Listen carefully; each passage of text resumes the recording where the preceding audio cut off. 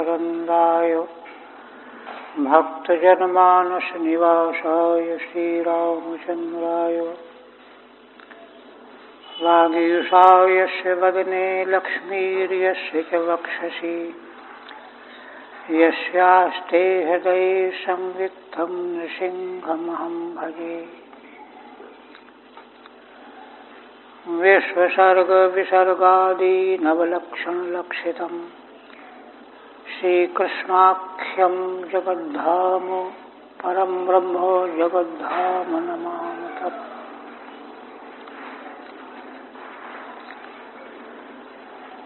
श्रीमद्भागवत के सप्तम स्कंध, जिसमें 15 अध्यायों का सन्निवेश है, उसका अंतिम 15वां अध्याय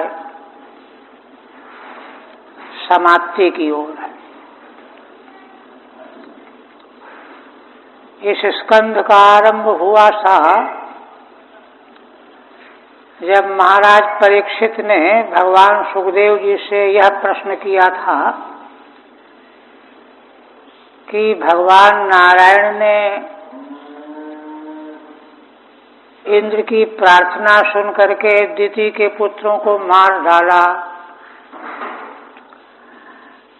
तो क्या भगवान किसी का पक्ष लेते हैं और दूसरों से द्वेष करते हैं?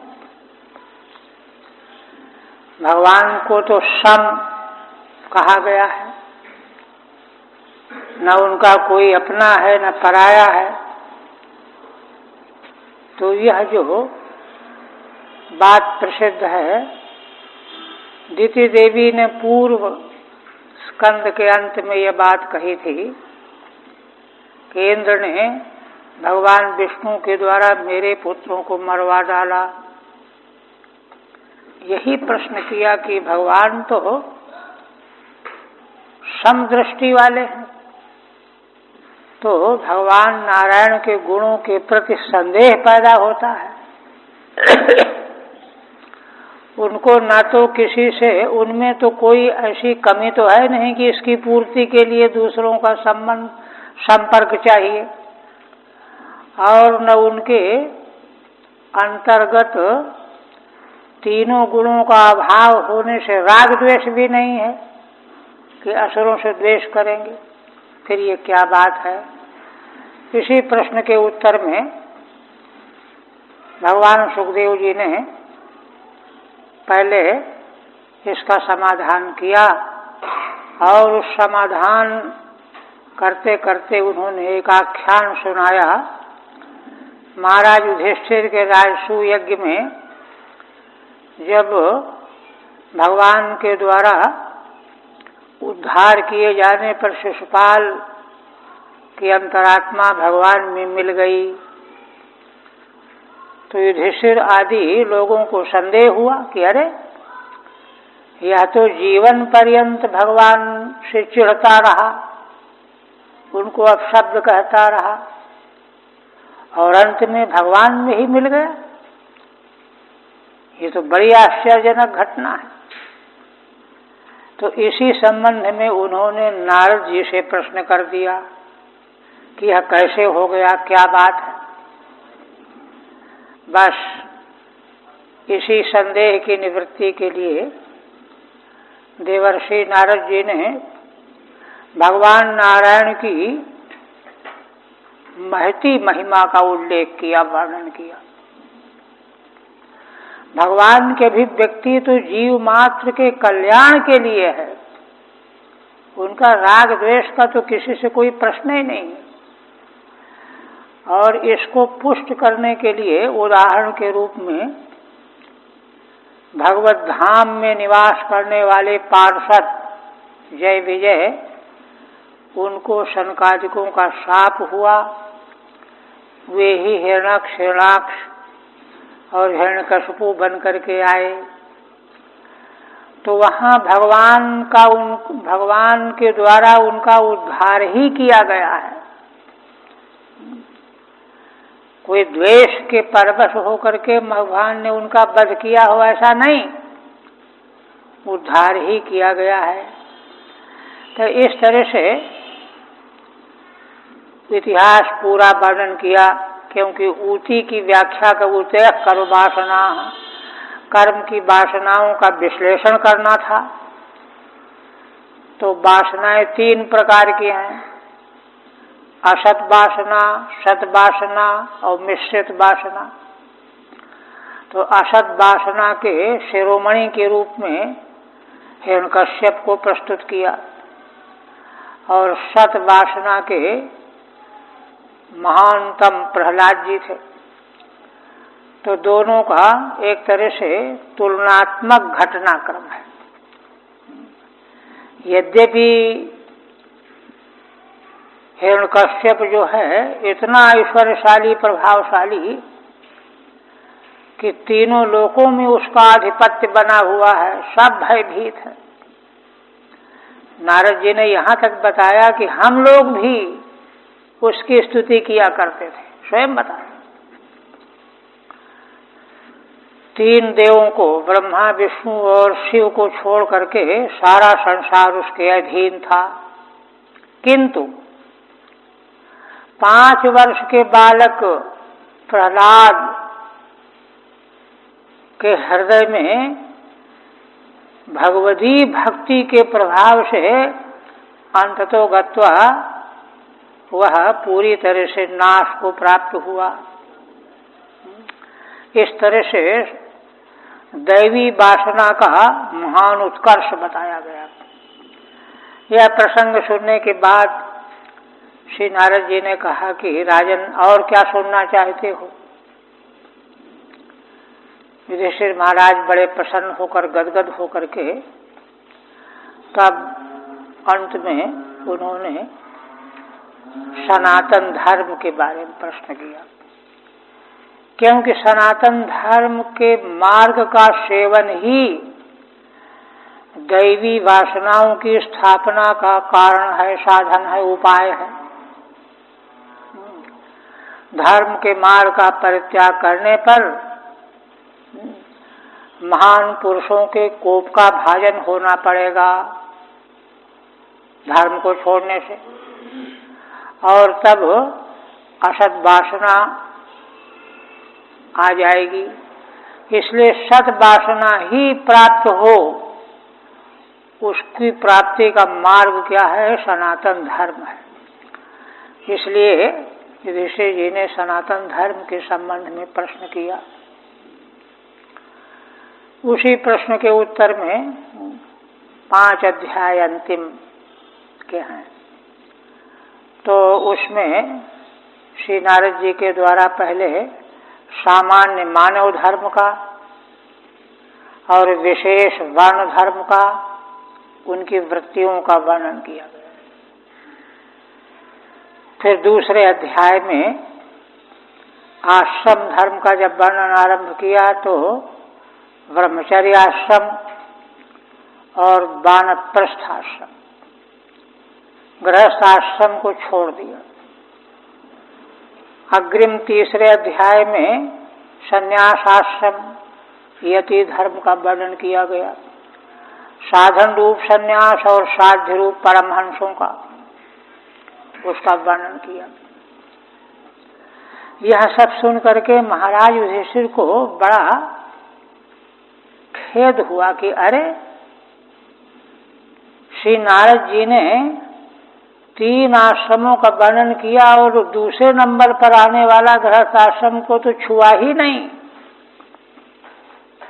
तो उनको बड़ा भय हुआ, इसलिए उन्होंने खोल करके पूछा कि भगवान अब आप बताइए कि यह जो परम पद संन्यास आश्रम के द्वारा, वानप्रस्थ के आश्रम के नियमों का पालन करने के द्वारा जो परम पद की प्राप्ति होती है, इसकी प्राप्ति गृहस्थी को कैसे होगी? ऐसे पूछा। दूसरे आचार्य कहते हैं कि असल में बात यह है कि अन्य आश्रमों के धर्म अंतरंग और संक्षिप्त हैं, तो सूची कटाहन न्याय से पहले उनका उल्लेख कर दिया, फिर गृहस्थ आश्रम तो सभी आश्रमों का मूलभूत भी है, तो इसलिए उसका वर्णन विस्तार में करना है, इसलिए उसको छोड़ रखा था। वीर राघवाचार्य की दृष्टि यही है।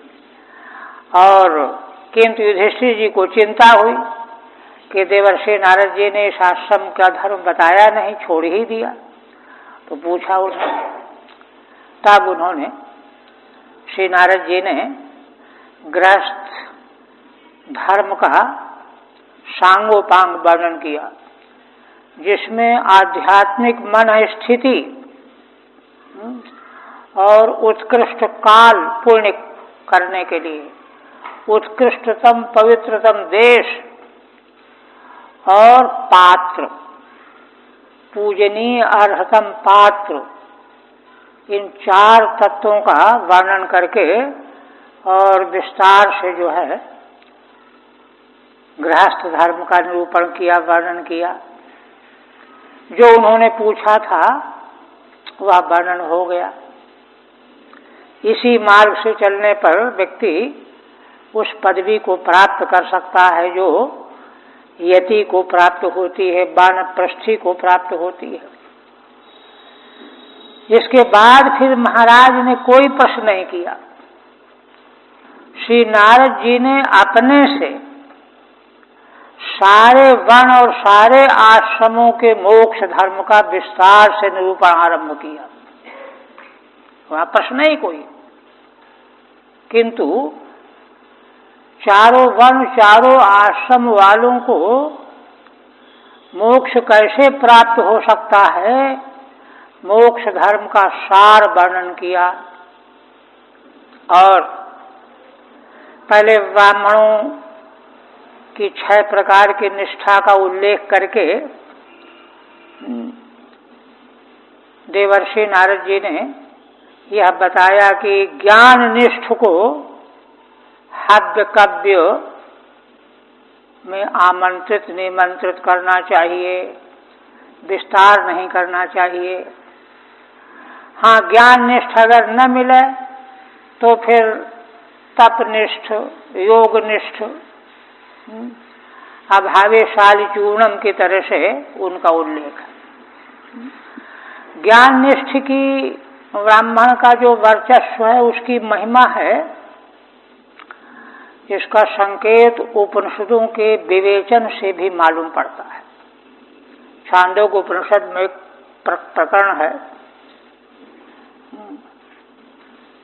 कहते हैं कि उषस्थि नाम के एक ऋषि थे। एक बार उनके यहाँ बड़ा अकाल पड़ा। अकाल पड़ने पर जो है मुश्किल हो गया जीवन रक्षा करना। बेचारे ऋषि थे, क्या करें। तो एक हाथी वाला महावत था, तो वह उड़द खा रहा था। तो उससे उन्होंने याचना की, भाई थोड़े उड़द हमको दे दो, प्राणों की रक्षा के लिए 10 ग्राम दे दो। तो उसने दे दिया। पहले तो नहीं, पहले उसने कहा कि महाराज जितने उड़द थे सब मैंने पात्र में डाल रखे हैं, तो उच्छिष्ट हो गए, ये तो आपके लायक नहीं है। तो कहा कि नहीं, इन्हीं में से दे दो। दे दिया। फिर कहता कि अच्छा, जब भगवान आपने मेरे उच्छिष्ट उड़द ले लिए तो जल भी ले लीजिए, जल का भी तो अभाव था। तो कहा नहीं, तेरा जल उच्छिष्ट है, चल मुझे और जगह मिल जाएगा, लेकिन मूल में पुरुषद। तो उसको कहा कि ये क्या कहते हैं। तो वहाँ भगवान शंकराचार्य भाष्य में कहते हैं कि आचार की रक्षा प्राण जाने तक करना चाहिए।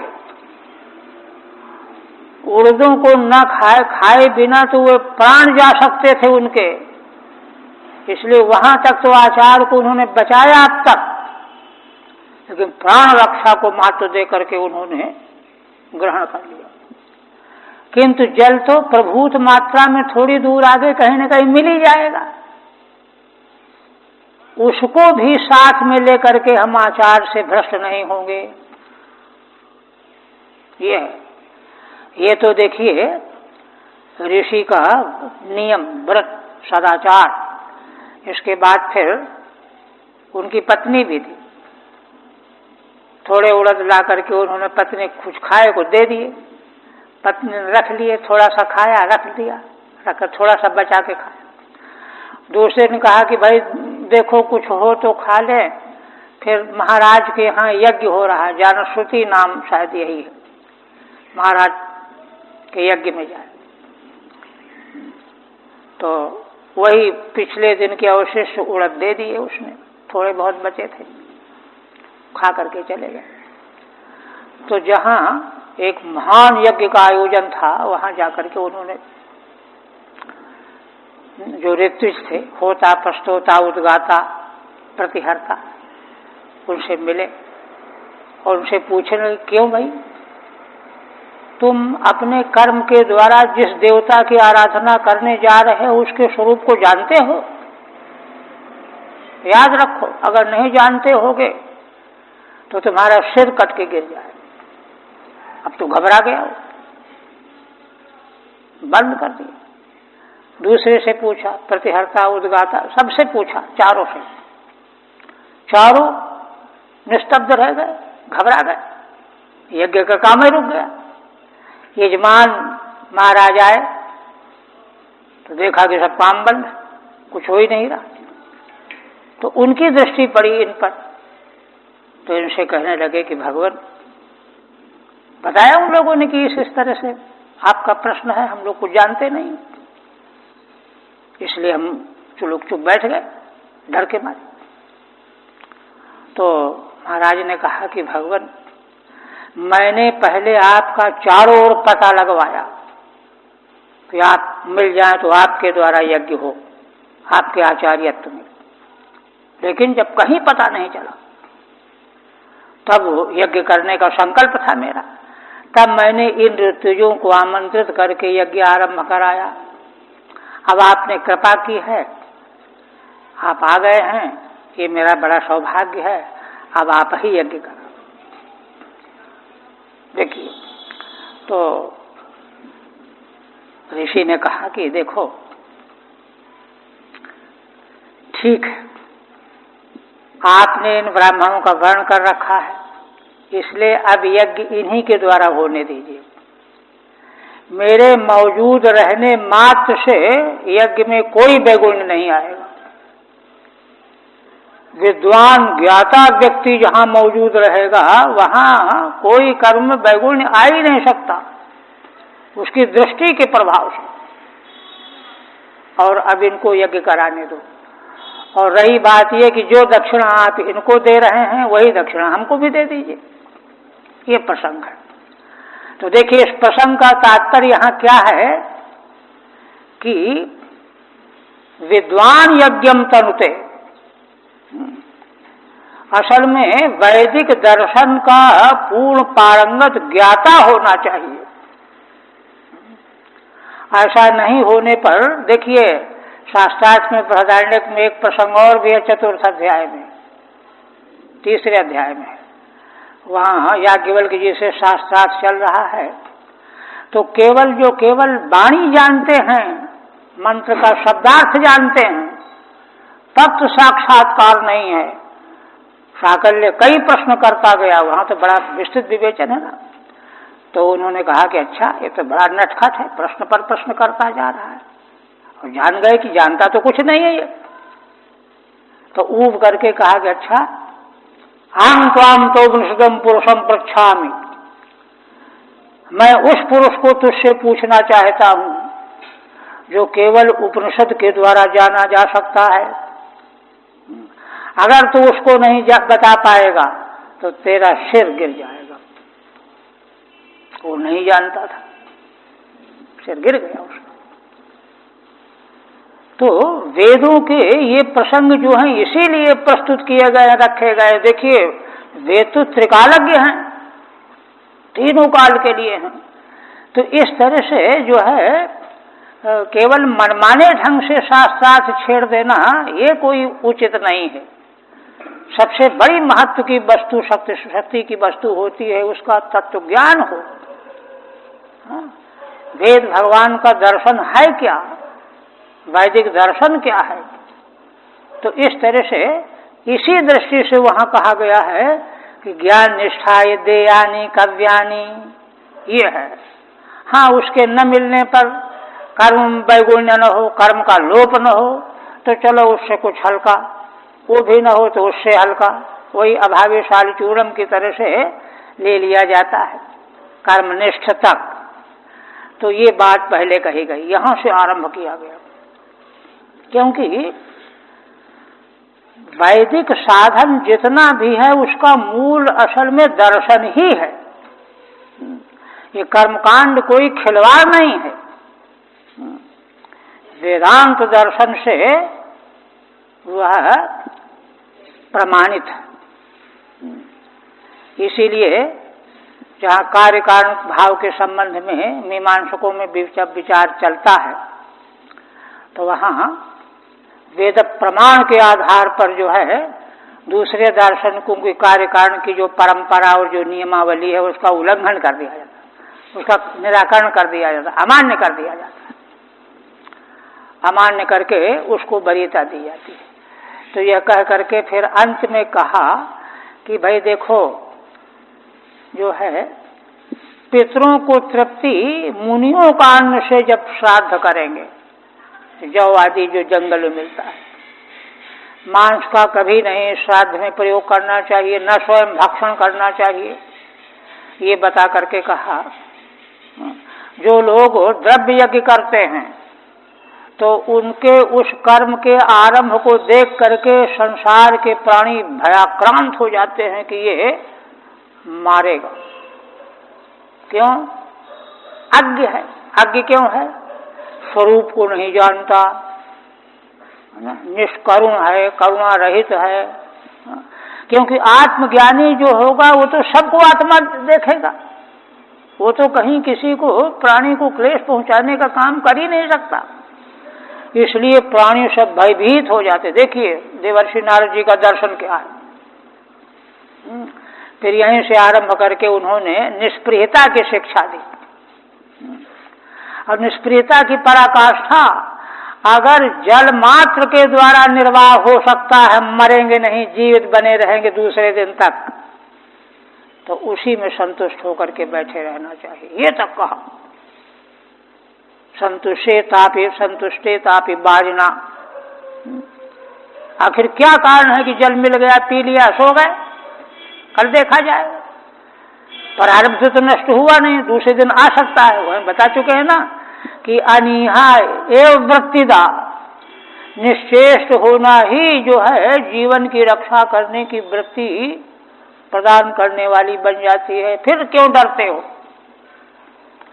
और उसी प्रसंग में फिर बताया कि बड़े बड़े विद्वान भी असंतोषात पतंत्यधा वगैरह, यह कह करके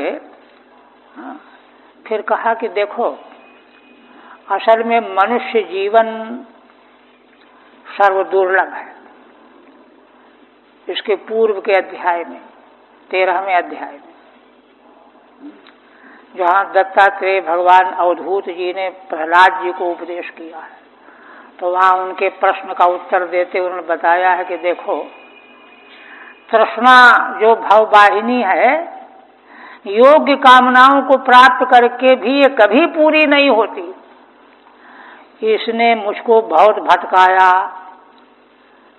अंत में मनुष्य योनि मिली। तो मनुष्य योनि प्राप्त करके भी मैंने क्या देखा कि संसार के सारे स्त्री पुरुष रात दिन लगे हुए हैं, मनसा वाचा कर्मणा क्रियाकलाप में लगे हुए हैं। क्यों लगे हुए हैं? सुख पाने के लिए, दुख मिटाने के लिए। लेकिन आज तक न तो सुख मिला और न दुख गया। तो भगवान दत्तात्रेय कहते हैं, यह जब मैंने देखा, निरीक्षण किया, विवेकी पुरुष जो है निरीक्षण करता, और देख करके मैं निवृत्त हो गया। तो राजे ने यही तो पूछा था कि आप कुछ करते नहीं है, फिर भी हर्षपुष्ट हैं, प्रसन्न हैं, क्या कारण है? ये प्रश्न था उनका। तो कह रहे हैं कि इसलिए मैंने सब कुछ करना बंद कर दिया। तो फिर ये हुआ कि अच्छा, फिर सुख की इच्छा, सुख पाना और दुख मिटाना, ये तो सभी जीव मात्र को वांछित है, तो ये आपको कहाँ मिला? तब उन्होंने कहा कि देखो, सुखमस्यात् मनोरूपम, सुख के संबंध में बहुत बड़ी भ्रांति है। सुख तो असल में आत्मा का स्वरूप ही है, वो कहीं अप्राप्त है ही नहीं। ये तो हमारा ज्ञान हमको टहला रहा है, बहका रहा है, भटका रहा है, हम बाहर सुख देख रहे हैं। सुखमस्यात् मनोरूपम, तो कहते हैं कि अगर हमारा स्वरूप ही है सुख, तो हमको अनुभव क्यों नहीं होता? तो आगे कहते हैं सर्वेहु परतिस्तनु, उसकी आत्मा का जो स्वरूप भूत सुख है, उसकी अभिव्यक्ति का मार्ग बताया उन्होंने कि सभी चेष्टाओं से उपरत हो जाना। असल में चेष्टाएं हम करते हैं सुख पाने के लिए, और उन्हीं में सुख जो है दूर, सुखों से दूर चला जाता है। सारी चेष्टाओं से उपरति हो जाए तब वह सुख अभिव्यक्त हो। ये तो खरपतवार को तुम ढूंढ रहे हो, देख रहे हो, पकड़ रहे हो, इकट्ठा कर रहे हो, सुख कहाँ से मिलेगा? ये सिद्धांत बताया। तो यह बता करके मनुष्य जीवन का जो सार सर्वस्व है उसको बताने के लिए यहाँ पंचदश अध्याय में देवर्षि नारद जी कहते हैं कि राजन देखो, यह मनुष्य का शरीर अगर अज्ञानी मनुष्य है तो वह इस मानव शरीर को प्राप्त करके इसको बर्बाद कर देता है, इससे कोई लाभ नहीं उठाता। और यदि प्रमाद रहित होकर के साधन की ओर लगता है तो इस जीवन के रहते रहते ही उस परम सुख को प्राप्त कर लेता है। फिर वहाँ रथ के रूपक की बात चर्चा की, सही रथ है, इंद्रियां घोड़े हैं, आदि आदि। और काम क्रोध आदि जो शत्रु हैं, जिन शत्रुओं के वश में अंतःकरण हो जाने से क्या होता है कि इंद्रिय रूपी घोड़े इस शरीर रूपी रथ को ऐसे खंडक में जाकर के डाल देते हैं जहाँ सत्यानाश हो जाता है। मृत्यु और दुख रूप संसार की ही प्राप्ति का जो मार्ग है वहाँ पहुँचा देते। इसलिए प्रमाद रहित होकर के इस मानव देह को प्राप्त करके साधन में लगना चाहिए। तो फिर एक प्रश्न किया कि नहीं, जो वेद के मार्ग का आश्रय लेकर के जीवन निर्वाह कर रहे हैं उनका तो ऐसा नहीं होगा। ये प्रश्न जो है करने पर उस पर देवर्षि नारद जी ने कहा कि देखो भाई, है ना, वेद का मार्ग जो है प्रवृत्ति और निवृत्ति दो प्रकार का है। तो प्रवृत्ति मार्ग वाला जो वैदिक मार्ग है, प्रवृत्ति वाला, उसमें तो बार बार, है ना, जन्म प्राप्त करना, मृत्यु जन्म और जन्म मृत्यु की परंपरा निरंतर बनी रहती है। उत्कर्ष तो रहता है, उसमें इष्ट पूर्त कर्म का विवेचन किया नारद जी ने, उसका उल्लेख किया, इष्ट कर्म क्या है, पूर्त कर्म क्या है, उसको प्राप्त करके, किंतु वह चंद्रयान मार्ग से, दक्षिणायन मार्ग से चंद्रलोक प्राप्त करता है, पितृलोक प्राप्त करता है, और जितना पुण्य होता है उतने पुण्य का भोग भोगने के बाद फिर वहाँ से वापस आ जाता है। तो दक्षिणायन मार्ग से चंद्रलोक की प्राप्ति आरोह, और वहाँ का पुण्य भोग भोगने के बाद फिर अवरोह, पुनः जो है संसार में पुनर्जन्म प्राप्त करना। इस आरोह और अवरोह के संबंध में छांदोग्य उपनिषद के 3 अध्याय में बड़े विस्तार से जो है उत्क्रांति और आयति का जो वर्णन किया गया है, उसी को लेकर के वहाँ बहुत विस्तृत विस्तार, यहाँ संक्षेप में उसका सार बताया गया है कि वह किस क्रम से चंद्र दक्षिणायन माने दक्षिणायन मार्ग के द्वारा चल करके चंद्रलोक प्राप्त करता है, पितृलोक प्राप्त करता है, और फिर किस क्रम से वहाँ से जब अवरोहण होता है तो वह चंद्रलोक से आकाश, वायु, अग्नि और जल, मेघ वर्षा के द्वारा जल बन करके वह पृथ्वी में औषधि आदि के रूप में आ जाता है। ये सब वर्णन है वहाँ, तो उपनिषद को तो विस्तृत बहुत सुंदर है, तो इस तरह से आ जाता है। और वहाँ उपनिषद में तो बड़ा विस्तार किया गया है कि देखिए अवरोह का जो क्रम है उसमें कोई ठिकाना नहीं है कि वहां से लौट करके मनुष्य ही बन जाएगा, वहां का प्रसंग है। वहां श्रुति कहती है ना, ये ही रमणीय चरणाः, जिनका जीवन बड़ा ही रमणीय पवित्र कर्मा थे, उस पवित्र कर्मा शरीर के द्वारा जो चंद्रलोक को प्राप्त हुए हैं, तो उनमें इतना सामर्थ्य बना रहता है कि पुनः वे मनुष्य हो सकते हैं। इसलिए ब्राह्मण योनिम वा, क्षत्रिय योनिम वा, वैश्य योनिम वा, किंतु ये कपूय चरणाः, जो निकृष्ट कर्म करने वाले थे, उस समय तो उन्होंने चंद्रलोक आरोहण के योग्य कर्म, इष्ट पूर्त कर्म किए, किंतु और भी तो जीवन में कर्म हुए, तो उन कर्मों के फल स्वरूप जब पुण्य का फल तो भोग समाप्त हुआ वहां, फिर जब आएंगे तो वे दूसरी योनियों को प्राप्त हो जाएंगे, पशु पक्षी योनियों को प्राप्त हो जाएंगे। इसलिए वहां श्रुति कहती बड़ी करुणा प्रकट करते हुए, एतद् ही दुर्निष्प्रपतरम, वहां से लौट करके फिर से मनुष्य बन जाना ये बड़ा कठिन मामला है। जरा सा चूक हुई नहीं कि फिर मनुष्य बनने का मौका नहीं आएगा, ये वर्णन कर रहे हैं। यहाँ तो इशारा मात्र है, मूल वहाँ है। इसके बाद कहते हैं कि बार बार चंद्रलोक गए और आए, गए और आए। अच्छा, जो कभी एक बार गए इसके बाद फिर मनुष्य हुए ही नहीं, उनका तो कोई ठिकाना ही नहीं है, वो तो सत्यानाश ही है। किंतु कई बार गए आए, गए आए, देवलोक गए, इंद्र हुए, देवता बने, फिर आए। तो क्या होता है, चूंकि है ना पुण्य कर्म करके गए हैं ना, तो पुण्य कर्मों के प्रभाव से धीरे धीरे उनके मन में निष्कामता आ जाती है। निष्कामता करके वे कहते हैं अरे क्या रखा है, हटाओ इसको, निवृत्त हो जाते हैं। तो जब निवृत्ति की भावना जागृत होगी तब कल्याण का आरंभ होगा। इसलिए वैदिक जो 2 प्रकार का कर्म बताया गया, उसमें प्रवृत्ति कर्म जो है वो उस मूल्य का नहीं है जिसका कठोपनिषद में संकेत किया है। अभी जो काम्य कर्मी हैं, कामनाओं के जो वश में हैं, उनके लिए कहा ना, अविद्याया मंतरे वर्तमाना स्वयं धीरा पंडितम मन्यमाना धनद्रम्यमाना पर्यन्ति मूढ़ा अंधे नेवनी माना यथा। वहां कई श्रुतियां हैं।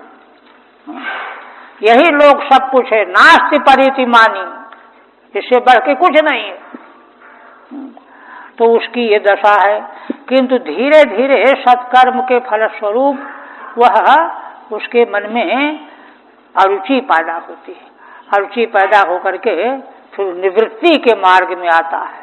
तो निवृत्ति के मार्ग में जब चलना आरंभ करता है तो कामनाओं के बिना फिर वह वैदिक कर्म का आरंभ करेगा। कोई कामना नहीं चाहेगा, और जब कामना नहीं चाहेगा तो वे वैदिक कर्म, पवित्र कर्म जो हैं उसके चित्त को शुद्ध करने में उपयुक्त होंगे, और चित्त शुद्ध होने पर उसमें महती योग्यता आ जाएगी। तो उसको अर्चिरादि मार्ग, देवयान मार्ग जिसको कहा गया है, इस मार्ग से वह क्रमशः ब्रह्मलोक को प्राप्त करेगा। उसका भी उत्तरायण मार्ग, सूर्य, दिन, शुक्ल पक्ष, ये सब इनके तत्त अभिमानी देवता वहाँ विवक्षित। ये जो हैं वहाँ से फिर एक अमानव पुरुष उसको यजमान को ले जाता है ना। अमानव पुरुष को कोई कहते हैं कि ब्रह्मा जी के दूत हैं कोई, और ले जा करके वहाँ ब्रह्मलोक में पहुँचाते हैं। वहाँ के सुख और आनंद का दर्शन करता है, अवलोकन करता है, और फिर उसको मोक्ष प्राप्त होता है। तो देखिए, मोक्ष प्राप्ति के लिए भी यहाँ बताया गया कि विश्व तेजस प्राज्ञ कहाँ तक हुआ था? 54 तक हुआ था ना।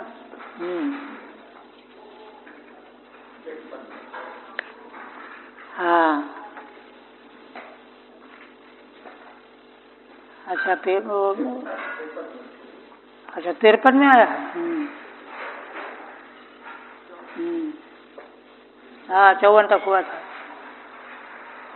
ये आगे हो, देखते हैं। चल, तब कहते हैं देवयान विदम प्राहुर्भूत्वा भूत्वा नुपूर्वसः आत्मयाज्युपशांतात्मा ह्यात्मस्थो न निवर्तते। देवर्षि नारद जी कहते हैं कि राजन, यह देवयान वाला मार्ग है, अर्चिरादि मार्ग भी कहते हैं। प्राहुर्भूत्वा भूत्वा नुपूर्वसः, यह कब प्राप्त होता है? देवयान मार्ग में कौन जाता है? कहते हैं प्रवृत्ति मार्ग में जब कामनाओं को लेकर के कर्म करने वाला हुआ तो बार बार जन्म लिया, बार बार गया, फिर आया, गया आया अनुपूर्वी से। किंतु अब यह आत्मयाजी बन जाता है, आत्मयाज्युपशांतात्मा। आत्मयाजी को सर्वश्रेष्ठ कहा गया है। उपशांतात्मा माने उसका अंतःकरण कामनाओं से शांत हो जाता है। ह्यात्मस्थो न निवर्तते, वह अंततो गत्वा अपने स्वरूप में परमात्मा में स्थित हो जाता है। फिर वह कभी भी पुनः लौट करके संसार में जन्म नहीं लेता। यथे तरो भूत्वा निवर्तते तथा न निवर्तते इत्यर्थः। जैसे प्रवृत्ति मार्ग वाला गया और फिर लौट आया, ऐसा यह देवयान मार्ग से जाने वाला अपने परमात्म स्वरूप में, ब्रह्म स्वरूप में स्थित हो जाता है। फिर उसको संसार में नहीं आना पड़ता। यही जीवन का, मानव जीवन का अंतिम पुरुषार्थ है। ऐसा कह करके फिर कहते हैं यैते पितृदेवानामैने वेद निर्मिते शास्त्रेण चक्षुषा वेदो जनस्थोपि न मुह्यति। कहते हैं कि देखो राजन, जो मनुष्य विद्वान ये जो दोनों प्रकार के मार्ग, पितृयान देवयान मार्ग कहे गए हैं, दक्षिणायन और उत्तरायण वाले, जिनका भगवान वेद ने निरूपण किया है, इनको जो शास्त्र चक्षुषा वेद, शास्त्र की दृष्टि के अनुसार जानता है। शास्त्र चक्षुषा का मतलब है वही वैदिक दर्शन, है ना। वैदिक दर्शन की दृष्टि से जो इनको देख लेता है, समझ लेता है, देख लेना, समझ लेना, वेद माने जान लेना। तो जनस्थोपि न मुह्यति, तो जनस्थ माने देह में स्थित होने पर भी, जन्यते असौ जनः देहः, जो पैदा हो उसको जन कहते हैं, देह। तो देह में स्थित होने पर भी वह मोहित नहीं होता। ठीक है। वेदेन निर्मिते, वेद के द्वारा दोनों मार्ग कहे गए हैं। ते धूममभिसंभवन्ति इत्यादिना, वे धूमाभिमानी देवता को प्राप्त होते हैं। यहीं से आरंभ करके पूरी श्रुति है। इसी तरह से ये तो जो है चंद्रयान मार्ग हुआ। ते अर्चिरभिसंभवन्ति, ये अर्चिरादि मार्ग हुआ। तो दोनों मार्गों का उल्लेख वेद में किया गया है ना। इन वैदिक दोनों मार्गों को शास्त्र की दृष्टि से जो जान लेता है, समझ जाता है, तो देह में स्थित होने पर भी मोहित नहीं होता। इत्यादि ना च निश्चयेन विविच्य ज्ञापिते इत्यर्थः। निश्चय पूर्वक विवेचन करके इनका ज्ञान कराया गया है। रत्ती भर भी संदेह नहीं है, जैसा कहा गया वैसे ही होता है। जनस्थो भी मन देहस्थो भी न मुंचती। देह में स्थित रहते हुए भी वह बंधन को प्राप्त नहीं होता। मुह्यति, मोहित नहीं होता, कामनाओं के परवश नहीं होता। फिर कहते हैं आदावन्ते जनानां सद्बहिरन्तः परावरम् ज्ञानम गेयम वचो वाच्यम तमो ज्योतिस्त्वयं स्वयं। अब देखिए यहाँ से एक विशेष प्रकरण आरंभ करते हैं। देवर्षि नारद जी कहते हैं कि देह में स्थित होने पर भी अर्चिरादि मार्ग, देवयान मार्ग का तात्विक ज्ञान प्राप्त करने वाला मोहित नहीं होता। क्यों मोहित नहीं होता?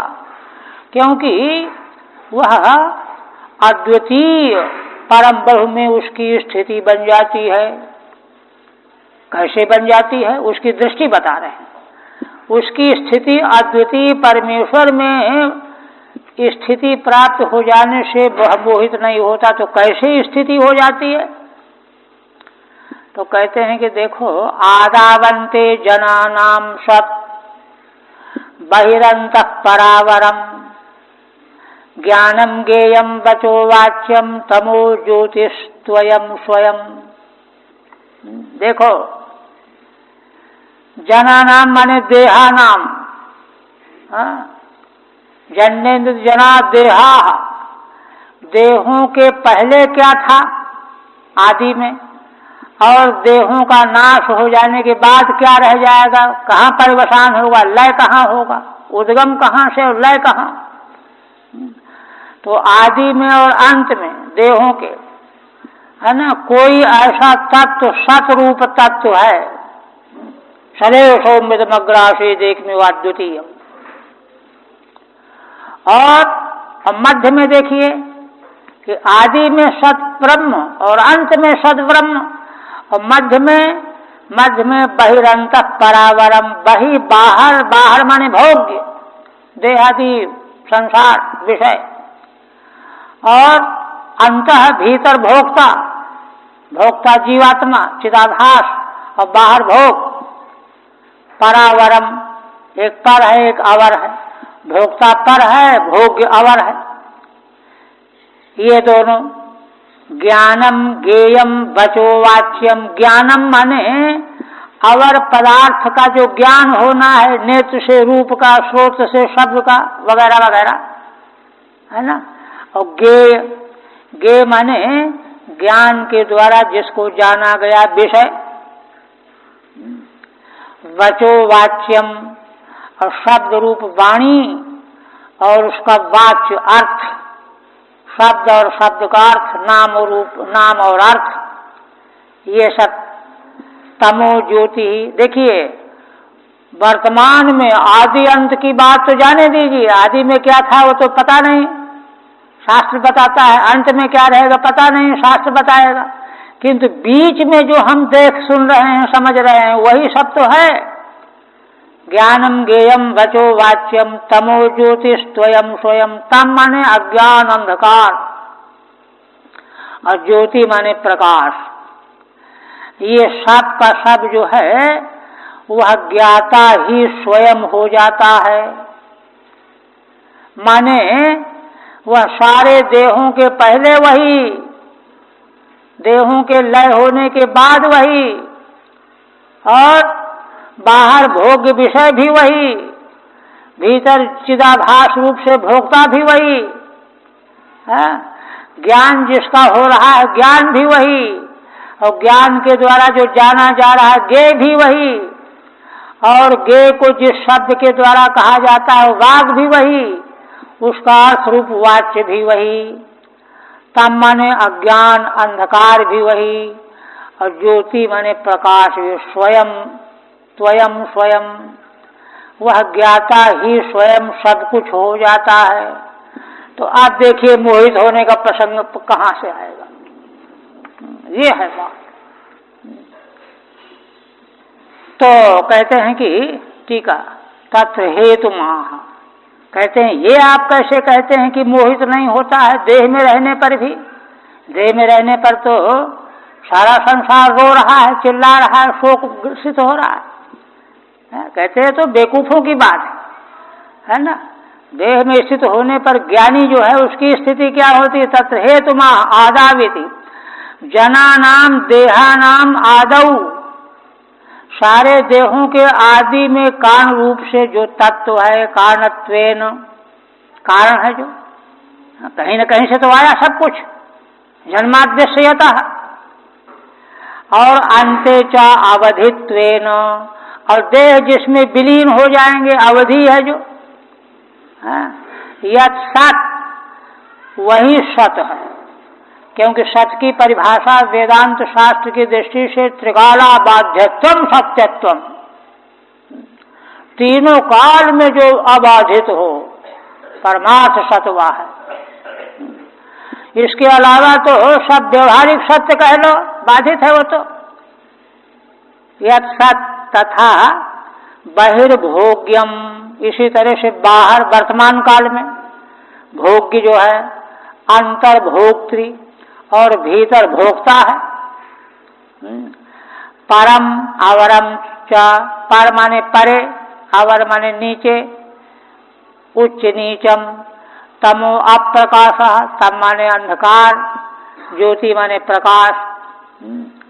तत्व सर्वम अयम ज्ञानी स्वयमेव, यह सब कुछ जो कुछ कथन किया गया, वर्णन किया गया, वह सब कुछ ज्ञानी स्वयं ही होता है। न तस्मात् व्यतिरिक्तम वस्तु किंचिद अस्ति येन मुह्येद इत्यर्थः, उससे व्यतिरिक्त की कोई वस्तु रहती ही नहीं जिसको लेकर के वो मोहित हो, है ना। नवयोगो संवाद में है ना, भयम द्वितीयाभिनिवेशतः स्यात्, ये है। फिर कहते हैं आबाधितोऽपि भासो यथा वस्तुतया स्मृतः दुर्घटत्वात् ऐन्द्रियकम तद्वदर्थ विकल्पितम। तो कहते हैं कि अच्छा, अगर वह ज्ञानी स्वयं ही यह सब कुछ है, तो कहते हैं कि फिर अलग अर्थ की प्रतीति क्यों होती है? फिर ये अंधकार है, ये प्रकाश है, ये भोग्य है, ये भोक्ता है, ये ज्ञान है, ये ज्ञेय है, ये अलग अलग प्रतीति क्यों होती? एक ही जब है तो अलग अलग प्रतीति क्यों होती है? तो देखिए, अभी एक तरह से अद्वैत को स्पष्ट किया, अब दूसरी तरह से क्या कहते हैं? आबाधितोऽपि भासो यथा वस्तुतया स्मृतः। कहते हैं कि देखो, जैसे दर्पण में हम प्रतिबिंब देखते हैं, तो प्रतिबिंब क्या चीज? कुछ नहीं है, कुछ है थोड़ा ही वहां, लेकिन दिख रहा है, बाधित है ना। सब जानते हैं कि वो केवल दिख रहा है वह नहीं कुछ वहां।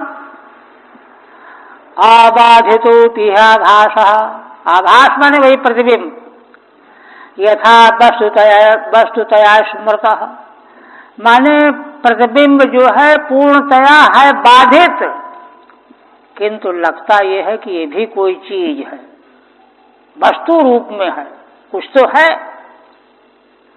दुर्घटत्वाद ऐन्द्रियकम तद्वदर्थ विकल्पितम, ये दृष्टांत है, प्रतिबिंब का दृष्टांत है। इसी दृष्टांत के अनुसार देवर्षि नारद जी कहते हैं, इसी प्रकार से ऐन्द्रियकम माने इंद्रिय गृहीतम, ऐन्द्रियकम इंद्रियों से जो पकड़ में आता है, आंख से दिखाई देता है रूप, कान से सुनाई देता है शब्द, आंख से पकड़ में आती है कोई वस्तु, है ना, ये वैसे ही दुर्घटत्व है इनमें, ये भी वैसे ही हैं जैसे दर्पण में प्रतिबिंब। तद्वदर्थ विकल्पितम, उसी प्रकार से दर्पण में प्रतिबिंब के समान ही अर्थ की विकल्पना हो रही है जागृत संसार में। दुर्घटत्व है इसमें। जैसे प्रतिबिंब कुछ न होते हुए भी लगता है कि कुछ है, उसी तरह से इंद्रियों के द्वारा जो जो कुछ भी यहाँ गृहीत हो रहा है वह है तो कुछ नहीं, लेकिन लगता है कि कुछ है। ये दृष्टांत है। ठीक है। ननु तद् कथम पृथगर्थ तस्यापि प्रतीयते। तो कहते हैं कि अच्छा, उस ज्ञानी पुरुष को भी पृथक पृथक अर्थ क्यों प्रतीत? तो जब वही है तो उसको यही होना चाहिए कि तो मैं ही हूं। अब मैं ही हूं तो कहने की भी क्या आवश्यकता है? जैसे पट्टाभिषिक्त राज सिंहासन बैठाल दिया गया तो उसको याद थोड़ा करना पड़ता कि मैं राजा हूं, मैं राजा हूं, तो राजा है ही, ऐसे होना चाहिए। किंतु उसको पृथक अर्थ की प्रतीति क्यों होती है? तत्राह कहते हैं देखो, आबाधित तर्क विरोधेन सर्वतो बाधितोपि, है ना। दर्पण के भीतर जो प्रतिबिंब है वो तर्क से अच्छी तरह से बाधित है, बाधित है। क्योंकि देखिए दर्पण में, है ना, कोई 1 किलोमीटर की नदी हो, बह रही हो, वो भी दर्पण में दिखाई पड़ेगी। और दर्पण तो 1 फुट का भी नहीं है, 1 किलोमीटर की नदी उसमें कहां से आ गई? इसलिए तर्क से पूरी तरह है बाधित। अब है ना, सर्वतो बाधितो भी आभासा, तर्क विरोध है, तर्क विरोध है, तर्क सिद्ध नहीं है। तर्क विरोध है न सर्वतो बाधितोप्याभासा प्रतिबिंबादि वस्तुतया यथा स्मृता। जैसे प्रतिबिंब सर्वथा बाधित होने पर भी वस्तु रूप में मालूम पड़ता है कि कोई चीज है यहाँ, तद्वद ऐन्द्रियकम सर्वम अर्थत्वेन विकल्पितम। उसी प्रकार से इंद्रियों की पकड़ में जो जो भी आ रहा है, शब्द स्पर्श रूप रसगंध, यह सब अर्थत्वेन विकल्पितम न तो परमार्थतः, यह कुछ है बस, परमार्थता नहीं है। न तो परमार्थतः दुर्घटत्वात्, क्योंकि परमार्थता उसकी सिद्धि दुर्घट है, असंभव है, सिद्ध नहीं किया जा सकता। तब कहते कैसे सिद्ध नहीं किया जा सकता, जरा बताओ। तो उस पर कहते हैं देखो, क्षित्यादि नाम यार्थानाम छाया ना कतमापि न संघातो विकारोपी न प्रथंग नान्यतो मृषा। कहते हैं देखो, हम सबके देह जो है 5 भौतिक कहे जाते हैं ना, पंचभूत हैं, पृथ्वी, जल, अग्नि, वायु, आकाश। क्षित्यादि नाम यहार्था नाम, तो जिन पृथ्वी आदि 5 भूतों से हमारे आपके सबके शरीर बने हुए हैं, तो इनकी छाया इन देहों में कहाँ मालूम पड़ती है? यहार्था नाम क्षित्यादि नाम छाया न कतमापि, कुछ भी नहीं ग्रहण होता वहां। कहते कैसे? ना संघातो, कहते देखो, चाहे तो शरीर को पंचभूतों का संघात कह दो, जैसे कई पुर्जे जोड़ करके कोई यंत्र बना दिया जाए, ऐसा है क्या देह? ना संघातो, अथवा पंचभूतों का विकार है देह, जैसे गन्ने के रस से चीनी बन जाती है, ऐसा है क्या? विकारोपी, तो कहते न संघात है न विकार है। ना प्रथंग, तो कहते हैं फिर क्या है? पंचभूतों से पृथक है? कहते पृथक भी नहीं है ना। तो पृथक भी नहीं है तो फिर अन्वित है? तो कहते अन्वित भी नहीं है। चारों पक्ष बन नहीं सकते। जब चारों पक्ष जिनकी संभावना थी वे नहीं बन पा रहे हैं, तो इसका मतलब है कि मृषा है, मिथ्या है ही नहीं। ना प्रथम नान्यतो मृषा। ठीक है, तदेवा, उसी बात को कह रहे हैं।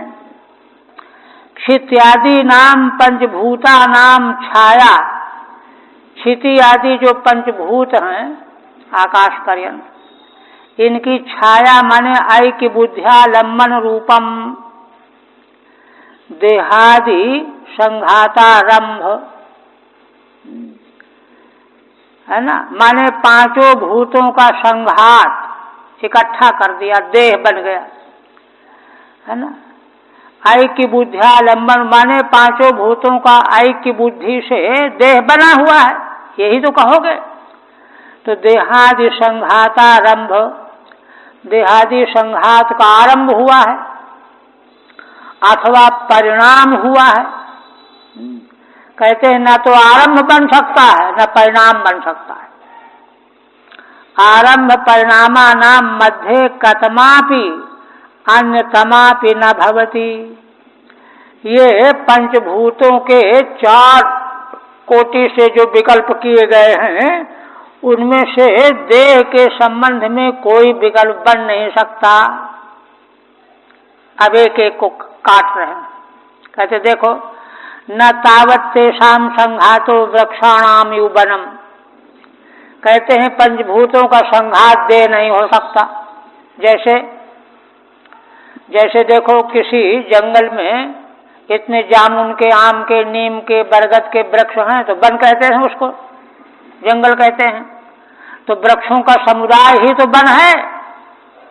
तो न तावत तेषाम संघातो वृक्षाणाम युवनम, जैसे वृक्षों का संघात वन कहा जाता, ऐसे पंचभूतों का संघात देह है, ये नहीं कह सकते। तो कहते क्यों नहीं कह सकते? एक देशाकर्षणे सर्वाकर्षणानुपपत्ते। कहते हैं कि फिर देखो, एक देश का आकर्षण करने से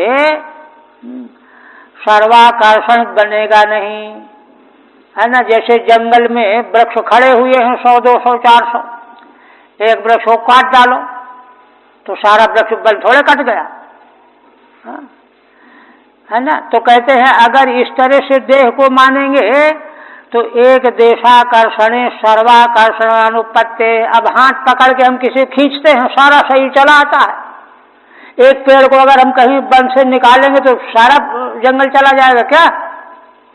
इसलिए वृक्षों की संघात की तरह से वन जैसे होता है, ऐसे पंचभूतों का संघात या देह नहीं हो सकता।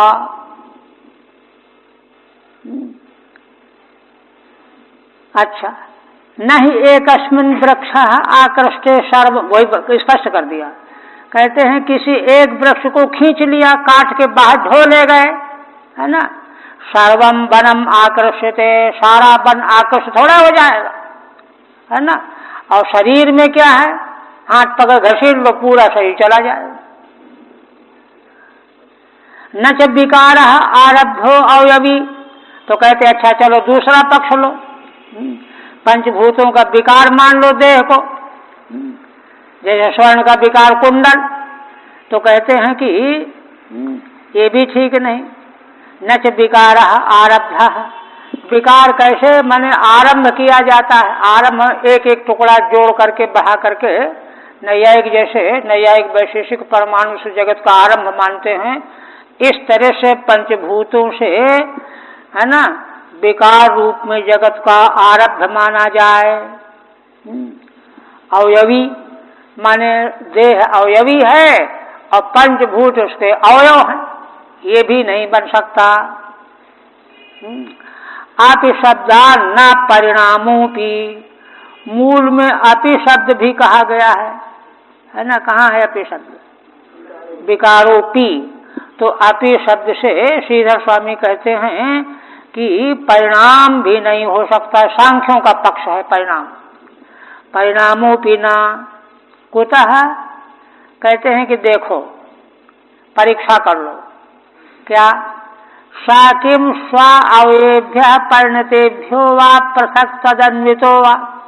ये बताओ कि अगर पंचभूतों के द्वारा जो है देह आरंभ हुआ है तो पंचभूत अवयव हो गए, है ना। तो अवयव जो है परिणत हो गए, परिणाम को प्राप्त हो गए, या अवयव आरंभ करने वाले हो गए।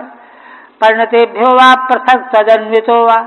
तो ये बताओ कि उनसे अलग है यह देह है अथवा पृथक है अथवा उनसे अन्वित है।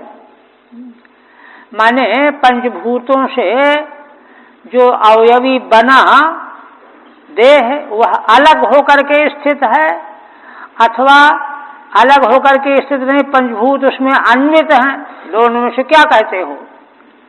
कहते हैं देखो, न तावदत्यंतम पृथक, पहले वाला पक्ष अगर मानो कि पंचभूतों से अलग है देह, अलग है, कहते हैं कि तथा अप्रतीते है। कहते ये पक्ष तो इसलिए ठीक नहीं कि अलग उसकी प्रतीति ही नहीं होती। बृहदारण्यक में एक जगह है जहाँ देहांतर प्राप्ति उत्क्रांति का जहाँ वर्णन है, वहाँ जीवात्मा क्या साथ लेकर के जाता है और क्या सामग्री उसको वहीं मिलती है जहाँ जाता है। तो वहाँ प्रश्न किया गया है, तो वहाँ कहा गया पंचभूतों को लेकर नहीं जाता, पंचभूत तो सब जगह मिल जाएंगे। वहाँ दृष्टांत दिया गया जैसे राजा लोग कहीं जाएंगे, वाराणसी जाना है तो पहले से नौकर चाकर वहाँ सब रहने की व्यवस्था कर देते हैं, ये सब वर्णन है। तो कहते ये पक्ष ठीक नहीं है। तथा अप्रतीते है, तो कहते अच्छा पंचभूत उसमें अन्वित हैं, अन्वित हुई वस्तु कार्य रूप में भी रहती है। तो कहते हैं कि अच्छा अन्वित वाला पक्ष अगर लेते हैं, सा किम प्रत्यवयम सर्वोप्यन्वेत्यंशेन वा, तो दो इसमें दो पक्ष हैं। ये बताओ कि पंचभूत देह के प्रत्येक अवयव में अन्वित हैं, हाँ, या पूरे में कहीं न कहीं अन्वित हैं, एक देश में अन्वित। जैसे देखो जो है कि चित्रकारी में कई तरह के रंग से चित्र बनाया गया, कोई एक नीला रंग और प्रयोग कर दिया गया कहीं लगा करके, एक तो ये हो गया। और एक होता है कि वहाँ पूरे में व्याप्त कर दिया जाए। तो पंचभूतों का अन्वय जो है देह में पूरी तरह से है कि आंशिक है, हाँ?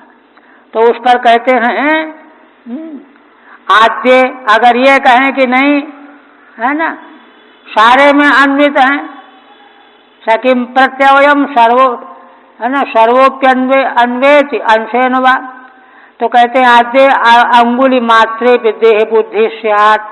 कहते अगर ऐसा होगा तो केवल उंगली में भी देह बुद्धि होने लगेगी, क्योंकि पंचभूत पूरे में अन्वित है। अब पंचभूतों का ही विकार आप उसको कह रहे हैं, तो केवल उंगली भी देह कही जाएगी, केवल बाल भी देह कहा जाएगा, देह बुद्धि, लेकिन ऐसा होता नहीं।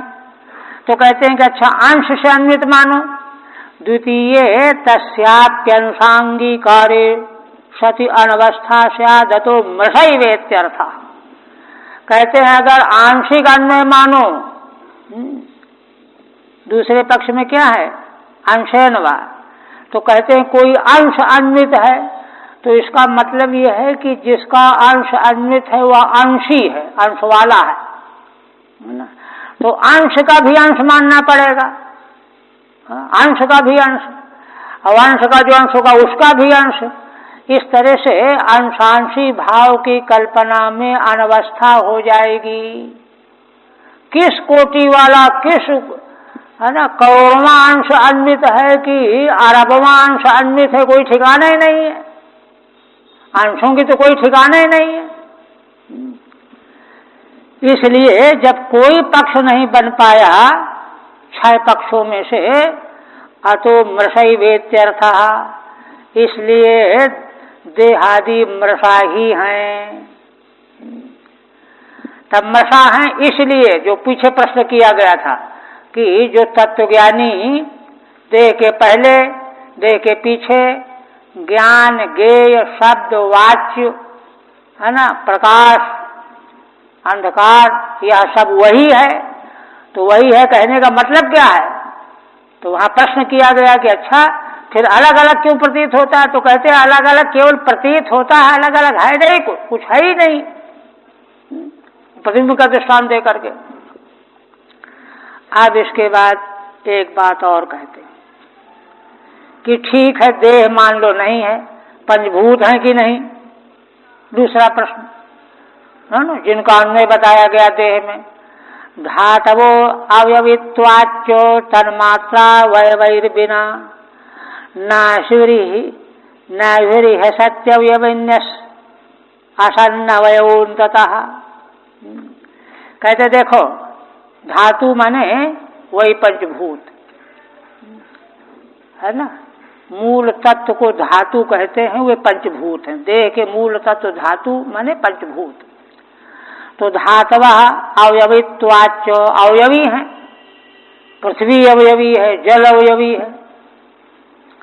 तन्मात्रा वयवैर्बिना, तो देखो जो पांचों भूत अवयवी हैं, तो इनके अवयव कौन हो गए, इनकी तन्मात्राएं अवयव हो गए। पृथ्वी की तन्मात्रा गंध, जल की रस वगैरह, अवयवैर्बिना ना स्युः हैसति अवयविना। अवयवी अगर न रहे तो अवयव नहीं रहेंगे, अवयवी होना ही पड़ेगा, अवयव अवयव मानते हो। असन्नवयोन्ततः, अच्छा जब अवयव अविभाव मानोगे तो अवयवों में जो है फिर वही प्रश्न खड़ा होगा, अवयवों के भी अवयव मानने पड़ेंगे, है ना। तो उन अवयवों में जो है अवयवों के अवयव जो हैं पहले प्राथमिक अवयवों में मिलेंगे, अवयवी मिलेंगे। तो इस तरह से इनकी भी सिद्धि नहीं हो सकती, ये कहने जा रहे हैं। एवं देहादेर मिथ्यात्व मुक्त्वा, पूर्वोक्त प्रकार से देहादि का मिथ्यात्व कहने के बाद अब इसके हेतु जो पंचभूत हैं, तद हेतु नाम क्षित्यादि नाम अपि मिथ्यात्वमाह, उनका मिथ्यात्व भी कहने जा रहे हैं, है ना। कहते हैं धातु, कहते हैं धारयन्तीति धातवः, धारण करने वाले तत्व, महाभूतानि, तन्मात्रैः सूक्ष्मैः अवयवैः, धारण करने वाले जो पंचभूत हैं इनके सूक्ष्म अवयव होते हैं, उन अवयवों के बिना ये हो ही नहीं सकते, क्योंकि महाभूत है ना। तो महत्व जो है अवयवों से मिल करके बनता है। अवयवित्वात् तेषामपि, अच्छा अब ये सूक्ष्म जो अवयव हैं तन्मात्रा रूप, ये भी अवयवी होंगे, तो इनके भी अवयव होंगे। हाँ, तो वही पूर्व युक्ति के अनुसार तद ही अवयव सत्य ही थी, तो कहते अवयव को सत्य मान लो। कहते न तत्राह उक्त प्रकारेण अवयविन्यसति अवयवोप्यंत अप्यंततो असन्नेव स्यात्। पूर्वोक्त प्रकार से जैसे देह में पंचभूतों की कारणता का खंडन कर दिया गया और देह को मिथ्या कहा गया, उसी प्रकार से पंचभूतों के जो अवयव हैं, अवयवी की सिद्धि हो, अवयव की सिद्धि हो, अवयवों में फिर अवयवों की सिद्धि हो, उसी रीति से असति अवयवः अप्य अंततो असन्नेव स्यात्। इसलिए अंततो गत्वा ये भी अंत में असत ही कहे जाएंगे। अवयव प्रतीत्यन्यथानुपपत्तिं विना तत्सद्भावे प्रमाणाभावादित्यर्थः। कहते हैं कि अच्छा ऐसा क्यों नहीं करते हो, एक युक्ति और निकाली कि अवयवी की प्रतीति नहीं हो रही, किंतु फिर भी अवयव से इनका आरब्ध मान लिया जाए, है ना। तो कहते हैं कि अवयव प्रतीत्यन्यथानुपपत्तिं विना, कहते हैं कि अवयव की प्रतीति की अन्यथानुपपत्ति के बिना तत्सद्भावे प्रमाणाभावात्, है ना, इनके अस्तित्व में, सद्भाव माने अस्तित्व में, सत्यत्व में कोई प्रमाण नहीं है। यह बात पंचम स्कंध में जड़ भरत जी ने जहाँ रघुगण को उपदेश किया है, तो वहाँ जगत मिथ्यात्व के प्रसंग में कहा है ना। तदुक्तम पंचम स्कंधे, वहीं का वचन है। एवं निरुक्तम क्षित शब्द वृत्तम इत्यादि, यही श्लोक है वहाँ। इसी प्रकार से क्षिति शब्द वाच्य जो माना जाता है पदार्थ पृथ्वी, और उपलक्षण है, वह भी जो है उसकी नियुक्ति भी समझ लेनी चाहिए। आप फिर एक शंका आ गई, कहते हैं कि अच्छा ये बताओ, है ना, कहते हैं अगर अवयवी नहीं मानोगे, है ना, तो देखो क्या होता है कि पहले हमारा शरीर शैशव काल में दूसरी तरह का रहता है, फिर युवावस्था में और तरह का हो जाता है। तो ये जो है अंतर कहाँ से आया, है ना, केवल अवयव हैं, अवयवी नहीं है, तो ये अवयवी के फर्क की प्रतीति कैसे होती है?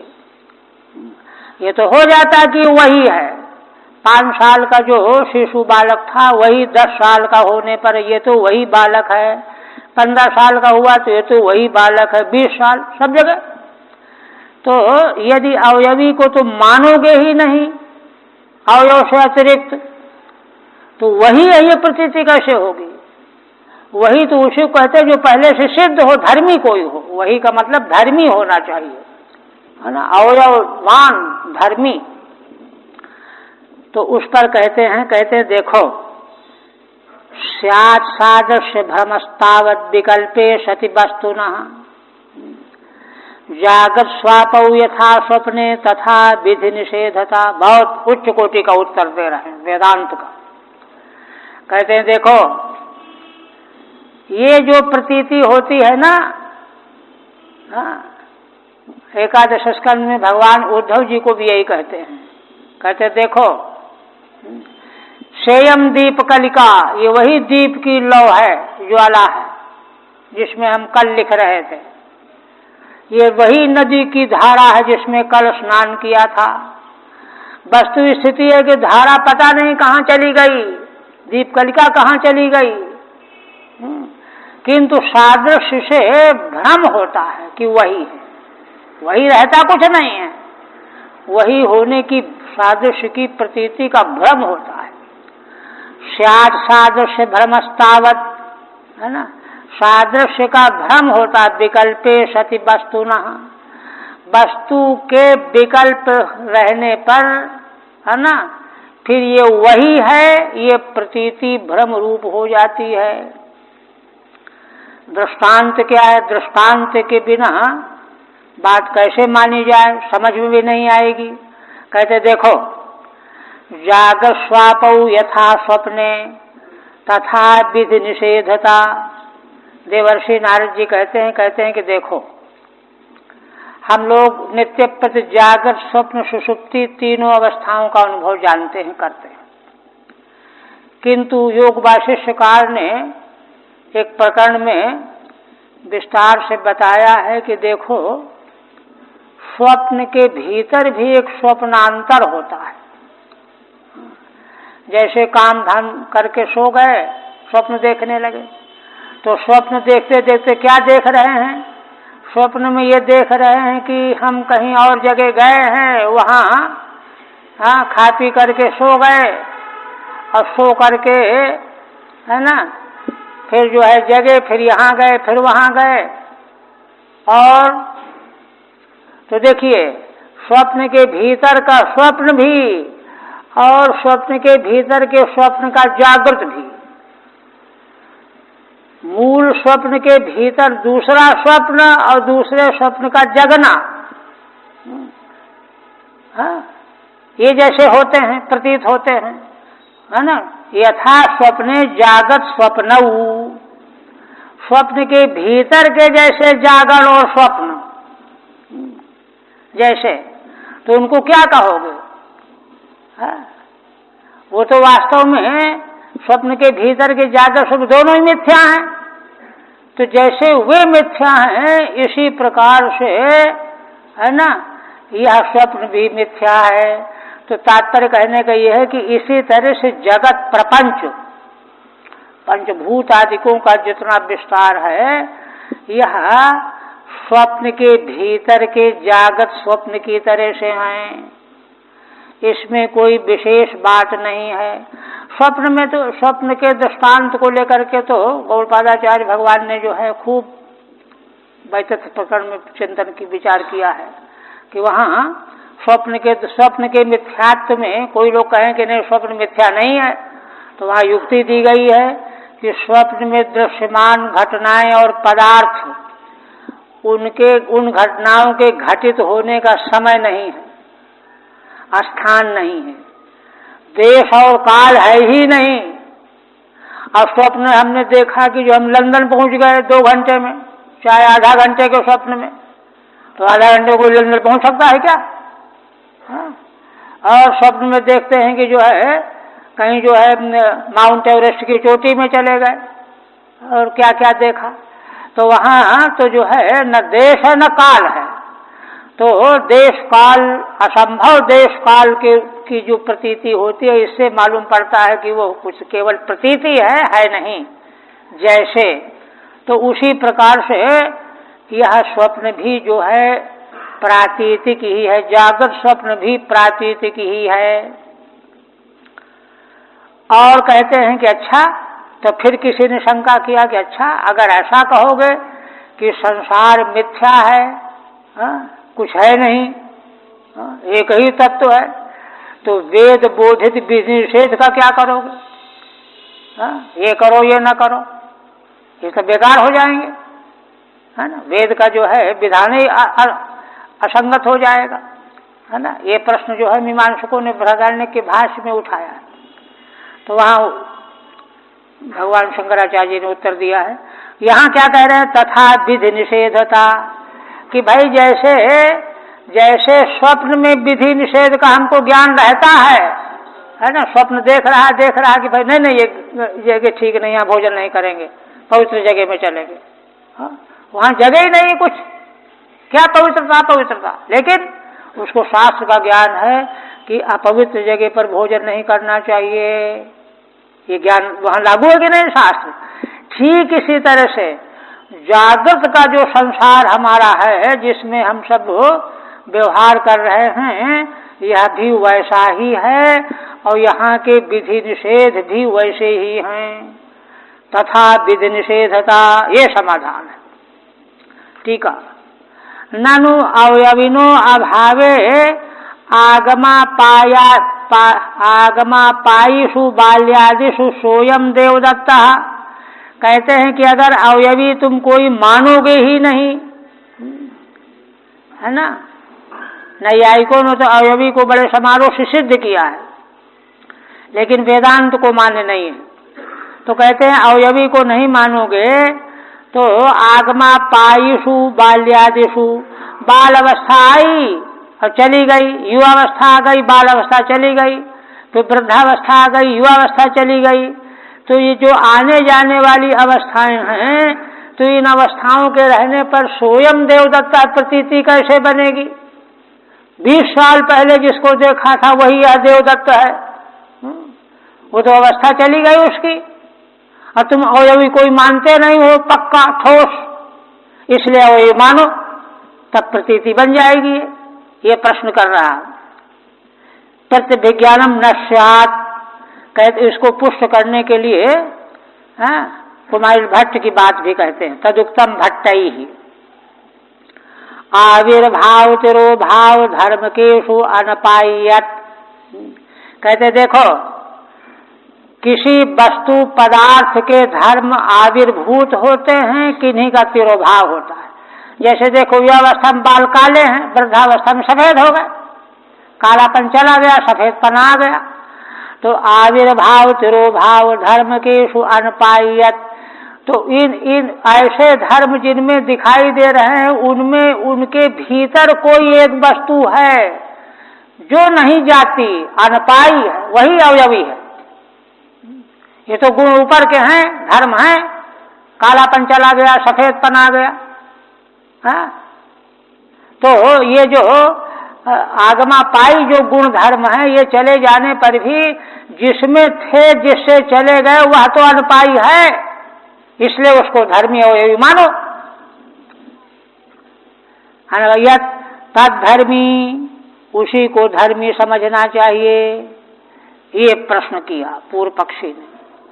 तत्रा कहते हैं कि देखो, ये जो बात तुमको चिंता खटा खाए जा रही है कि भाई स्वयं देवदत्त है प्रतीति प्रतिविज्ञा कैसे बनेगी अगर धर्मी अलग नहीं मानोगे तो कहते हैं वस्तुतः परमात्मनो विकल्पे भेदे आशाति। कहते हैं समझो बात को, वास्तव में तो परमात्मा में विकल्प नहीं है। परमात्मा कोई दो तीन थोड़ा ही है, वो तो एक है, अद्वितीय है। परमात्मनो विकल्पे भेदे आशाति, विकल्प रूप भेद नहीं होने पर भी, है ना, कहाँ पर है? अच्छा यद्वा, हाँ, वस्तुनो अविद्या विकल्पे सति, माने व्याख्या दो तरह से कर रहे हैं कि विकल्पे सति, तावत विकल्पे सति वस्तुना विकल्पे सति की व्याख्या एक की, अब दूसरी व्याख्या करते हैं। दूसरी व्याख्या क्या है? यद्वा वस्तु माने परमात्मा, वस्तुनो अविद्या विकल्पे सति, वस्तु माने परमात्मा में परमात्मा स्वरूप को न जानने से विकल्प हुआ कि ये भी है ये भी है। विकल्पे सति पूर्वारोप सादृश्यात्, तो परमात्मा को जान नहीं रहा इसलिए विकल्प कर रहा है अज्ञान से, और अज्ञान से जो विकल्प कर रहा है उसको 1 घंटे पहले देखा फिर देखा और तब उसको ये भी हो रहा है कि वही है, किंतु वही है। ये जो सादृश्य प्रतीति हो रही है ये है भ्रम रूप ही, क्योंकि विकल्प ही भ्रम रूप है। वो तो विकल्प ही अविद्या से है, अविद्या रहेगी तो विकल्प रहेगा। विकल्पे सति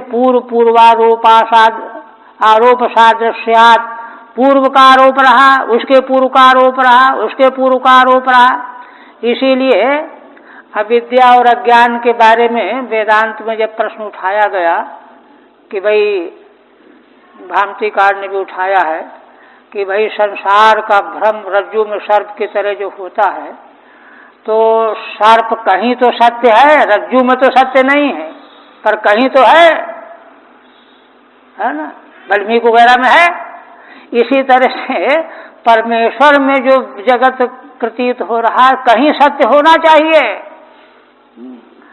तो कहते नहीं, वस्तु के भ्रम के लिए वस्तु का सत्यत्व आवश्यक नहीं है, प्रतीति तो आवश्यक है, प्रतीति जिसकी हो रही उसका सत्यत्व आवश्यक नहीं है ना। कोई बालक को जो है प्लास्टिक का सांप बना के दिखाते, देखो सांप है काटता है, डरने लगेगा वो, प्राकृतिक सब भामतीकार कहते हैं।